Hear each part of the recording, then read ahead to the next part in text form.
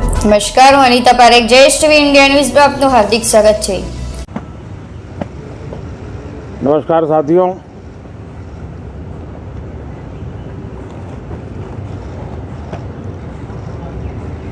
ठंड शायद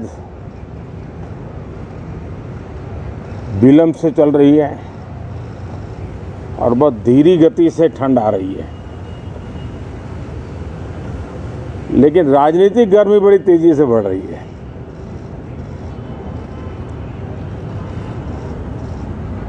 कल ही 4 राज्यों के चुनाव नतीजे आए हैं। बहुत ही उत्साहवर्धक परिणाम है। ये उनके लिए उत्साहवर्धक है जो देश के सामान्य मानवी के कल्याण के लिए कमिटेड है,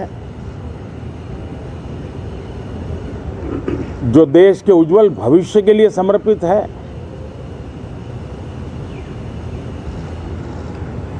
विशेषकर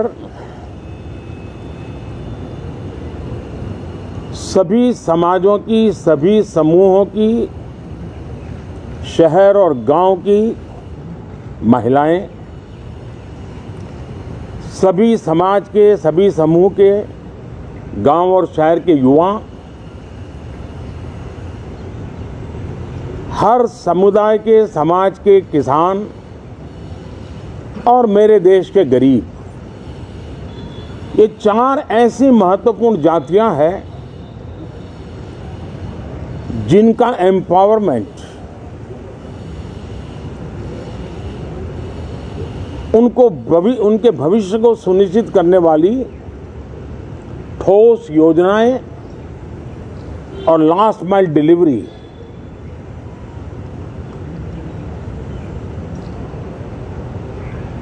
इन उसूलों को लेकर के जो चलते हैं उन्हें भरपूर समर्थन मिलता है।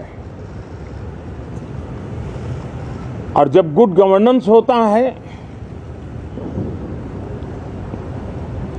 पूर्णतया जनहित के लिए समर्पण होता है, तो एंटी इनकम्बेंसी ये शब्द इरेलेवेंट हो जाता है। और हम लगातार ये देख रहे हैं, कोई इसको प्रो इनकम्बेंसी कहे, कोई इसे गुड गवर्नेंस कहे, कोई इसे ट्रांसपेरेंसी कहे, कोई उसे राष्ट्रहित की, जनहित की ठोस योजनाएं कहे, लेकिन ये लगातार अनुभव आ रहा है। और इतने उत्तम जनादेश के बाद आज हम संसद के इस नए मंदिर में मिल रहे हैं। इस संसद भवन के नए परिसर का उद्घाटन हुआ, तब तो एक छोटा सा सत्र था, ऐतिहासिक निर्णय हुआ था, लेकिन इस बार लंबे समय तक इस सदन में कार्य करने का अवसर मिलेगा। नया सदन है, छोटी मोटी अभी भी शायद व्यवस्थाओं में कुछ कमियां महसूस हो सकती हैं। जब लगातार काम चलेगा, सांसदों और विजिटर्स को भी, मीडिया के लोगों को भी ध्यान में आएगा कि इसको जरा अगर ठीक कर लिया जाए तो अच्छा होगा। और मुझे विश्वास है कि आदरणीय उपराष्ट्रपति जी और आदरणीय स्पीकर महोदय के नेतृत्व में उन चीज़ों की तरफ पूरी तरह निगरानी है। और आपसे भी मैं कहूँगा, कोई चीज़ ऐसी छोटी मोटी आपके ध्यान में आए तो ज़रूर आप ध्यान आकर्षित करना, क्योंकि ये चीज़ें जब बनती हैं तो आवश्यकता के अनुसार बदलाव की भी ज़रूरत होती है। देश ने नकारात्मकता को नकारा है। मैं लगातार सत्र के प्रारंभ में विपक्ष के साथियों के साथ हमारा विचार विमर्श होता है, हमारी मेन टीम उनसे चर्चा करती है। मिलकर के भी सबके सहयोग के लिए हम हमेशा प्रार्थना करते हैं, आग्रह करते हैं। इस बार भी इस प्रकार की सारी प्रक्रियाएं कर ली गई हैं और आपके माध्यम से भी मैं सार्वजनिक रूप से हमेशा हमारे सभी सांसदों से आग्रह करता हूं,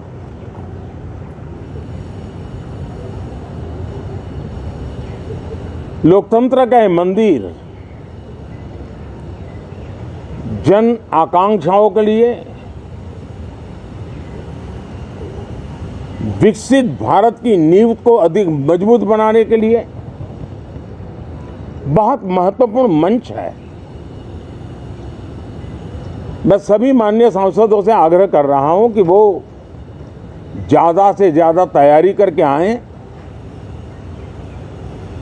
सदन में जो भी बिल रखे जाए उस पर गहन चर्चा हो, उत्तम से उत्तम सुझाव आए और उन सुझावों के द्वारा, क्योंकि जब एक सांसद सुझाव देता है तो जमीनी अनुभव का उसमें बहुत ही उत्तम तत्व होता है, लेकिन अगर चर्चा ही नहीं होती है तो देश उससे मिस करता है उन चीजों को। और इसलिए मैं फिर से आग्रह करता हूं, और अगर मैं वर्तमान चुनाव नतीजों के आधार पर कहूं तो जो विपक्ष में बैठे हुए साथी हैं, ये उनके लिए गोल्डन अपॉर्चुनिटी है। इस सत्र में पराजय का गुस्सा निकालने की योजना बनाने के बजाय इस पराजय में से सीख करके पिछले 9 साल से चलाई गई नकारात्मकता की प्रवृत्ति को छोड़ करके इस सत्र में अगर सकारात्मकता के साथ आगे बढ़ेंगे तो देश उनके तरफ देखने का दृष्टिकोण बदलेगा, उनके लिए एक नया द्वार खुल सकता है। और वो विपक्ष में है तो भी उनको एक अच्छी एडवाइस दे रहा हूं कि आइए, सकारात्मक विचार लेकर के आइए। अगर हम 10 कदम चलते तो आप 12 कदम करके फैसला लेकर के आइए। हर किसी का भविष्य उज्जवल है, निराश होने की जरूरत नहीं है, लेकिन कृपा करके बाहर के पराजय का गुस्सा सदन में मत उतारना। हताशा, निराशा होगी, आपके साथियों को आपका दम दिखाने के लिए कुछ न कुछ करना भी पड़ेगा, लेकिन कम से कम लोकतंत्र के इस मंदिर को वो मंच मत बनाइए। और अभी भी मैं कहता हूं, मैं मेरे लंबे अनुभव के आधार पर कहता हूं कि थोड़ा सा अपना रुख बदलिए, विरोध के लिए विरोध का तरीका छोड़िए, देश हित में सकारात्मक चीजों का साथ दीजिए, अच्छी उसमें जो कमियां हो उसकी डिबेट कीजिए। आप देखिए देश के मन में आज जो ऐसी कुछ बातों पर नफरत पैदा हो रही है, हो सकता है वो मोहब्बत में बदल जाए, तो मौका है, ये मौका जाने मत दीजिए। और इसलिए हर बार मैं करबद्ध प्रार्थना करता रहा हूं कि सदन में सहयोग दीजिए। आज मैं राजनीतिक दृष्टिकोण से भी कहना चाहता हूं कि आपका भी भला इसमें है कि आप देश को सकारात्मकता का संदेश दें, आपकी छवि नफरत की और नकारात्मकता की बने, वो लोकतंत्र के लिए अच्छा नहीं है। लोकतंत्र में विपक्ष भी इतना ही महत्वपूर्ण है, उतना ही मूल्यवान है और उतना ही सामर्थ्यवान भी होना चाहिए। और लोकतंत्र की भलाई के लिए मैं फिर से एक बार अपनी ये भावना को प्रकट करता हूं। 2047 अब देश विकसित होने के लक्ष्य में लंबा इंतजार करना नहीं चाहता। समाज के हर वर्ग में यह भाव पैदा हुआ है कि बस आगे बढ़ना है।